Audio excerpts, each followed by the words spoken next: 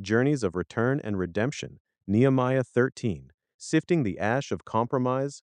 The dust of Jerusalem was more than just ancient earth, it was the grit of a broken history, and for the families who had sworn a binding covenant with their own signatures, the heavy silence of Nehemiah 13 was the sound of a community falling apart from the inside out, Alex Rivera said, his eyes scanning the open pages of his Bible as the studio microphones captured his steady tone. Welcome back to Journeys of Return and Redemption. We have our full panel here: Thomas, Sophia, Dr. Naomi, Father Elias, and Rabbi Jonah. And today we hit the sobering, realistic conclusion of Nehemiah's memoir. He goes back to Persia to report to King Artaxerxes, and when he returns to Jerusalem, he finds that the people have rapidly relapsed into the exact compromises they promised to avoid. Sophia leaned closer to the table, her face tightening with a mixture of empathy and sadness. It is a heartbreaking shift from the high-stakes joy of the wall dedication we just witnessed, she noted, her voice carrying the relational weight of the chapter. They start by reading the Book of Moses publicly and discovering that no Ammonite or Moabite should ever enter the assembly because they hired Balaam to curse Israel, which prompts an immediate separation from the mixed multitude.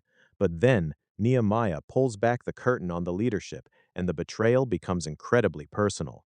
Historically, the geopolitical infiltration here is staggering, Dr. Naomi interjected, tapping her research files to anchor the narrative in its cultural context. While Nehemiah was away at the Persian court, High Priest Eliashib, who was actually allied with Tobiah the Ammonite, one of the primary antagonists who tried to stop the wall from being built, did something unthinkable. He cleared out a massive temple warehouse, a space legally reserved for the grain offerings, frankincense, and tithes meant to feed the priests, and turned it into a luxury personal suite for Tobiah himself. Thomas gripped the edge of the table, his engineer's mind reacting to the breach of structural and moral boundaries. Think about the sheer nerve of that layout, he said, his voice dropping with protective anger. Nehemiah walks back into the city, discovers his old enemy living inside the courts of God's house, and just loses it. He doesn't call a committee or file a complaint. The text says he threw all of Tobiah's household goods right out into the street. He ordered the rooms to be ceremonially cleansed and physically hauled the sacred vessels and offerings back into their proper place. But the damage to the infrastructure was already done, Rabbi Jonah added, adjusting his glasses as he tracked the systemic failure through the text. Because the temple storehouses were compromised and the people stopped bringing their tithes, the Levites and singers had abandoned their liturgical duties entirely.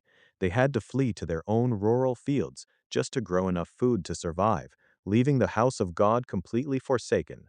Father Elias nodded slowly, looking across at Rabbi Jonah, and that's when Nehemiah confronts the officials with that haunting question, asking why the house of God has been neglected. He observed, tracing the theological arc.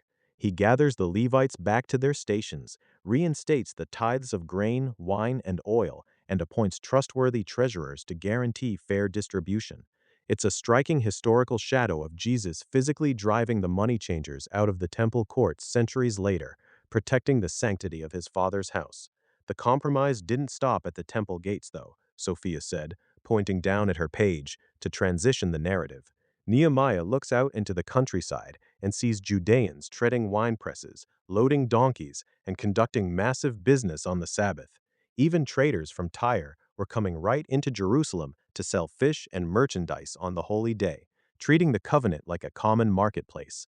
Thomas leaned forward, an appreciative smile breaking through his serious expression. As a logistics guy, I have to admire Nehemiah's lockdown strategy here, he remarked. He commands that as the evening shadows fall on the gates of Jerusalem before the Sabbath, the massive doors must be shut and bolted, and they are not to be opened until the holy day is completely over.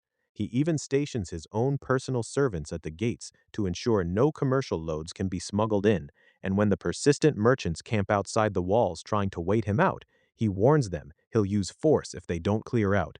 It's a complete re-establishment of boundaries, Dr. Naomi explained, contextualizing the final, most volatile crisis of the text. But the deepest threat to their cultural survival was happening inside their homes.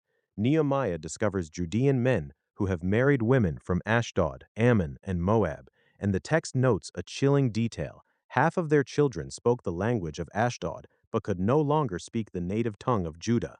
Rabbi Jonah leaned in, his voice heavy with historical memory.